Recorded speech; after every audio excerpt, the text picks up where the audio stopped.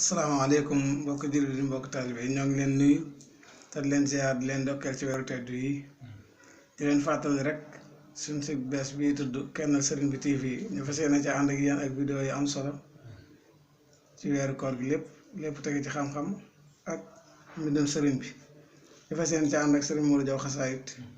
nit leen fàttali nag ngeen dem te abonné ci ndax vidéo bu ñu dugal ngeen mën cee jot loolu moo wéyal liggéey bi Sëriñ Modou Diaw bismillah. waaw bismillahi rahmaani rahim barki borom Tuubaa Xaadimu Rasuul ñu ngi siyaare mbokki jullit ñi mbokki taalibe yi di leen ndokkeel ci weeru tedd yi te am yéene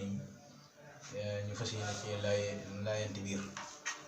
bu ko defee ci ay waxtaan yu am solo mu tege ci mbindum sëriñ bi. mu mel ni koor nag dafa am ay sew-sewaan yu bari yu ci nekk mu mel ne am na ay farata am ay sunna farata ya da ñaar am na ñu ko xamul. ñi ko xamul ñaar la bu ko defee yéen moo ci njëkk ak fegu ci lépp loo xam ne yàqu koor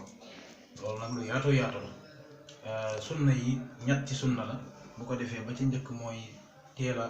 dog ci ginnaaw bu jant bi soowee yéex a xëdd ci guddi ak fekk sa làmmiñ ci bépp wax bu amul njëriñ waaw mu mel ni loolu moom yooyu ñooy farata yi yooyu ñu sunna yi ñaar yi di farata ñett yi di sunna ci ñi ko xamut mu leer bu baax a baax ci seen nopp ndax kuy jàmm yàlla te li ngay jàmm xamoo ko tegoo ko ci xam-xam day mel ni kon yaa ngi doxee ci ak réer moo tax ñu fas yéene ci laayante biir di wax ni nañ dem ci site bi abonné ci ngir mboolem luñ ci dugal rek mu mën a wàcc ci seeni téléphone bu ko defee ñu ànd ak yéen ci liggéey bi lépp ñu teg ko ci xam-xam fas yéene ci ànd ak yéen ci weeru koor gi yëpp wasalaamualeykum wa rahmatullahi taala wa barakatu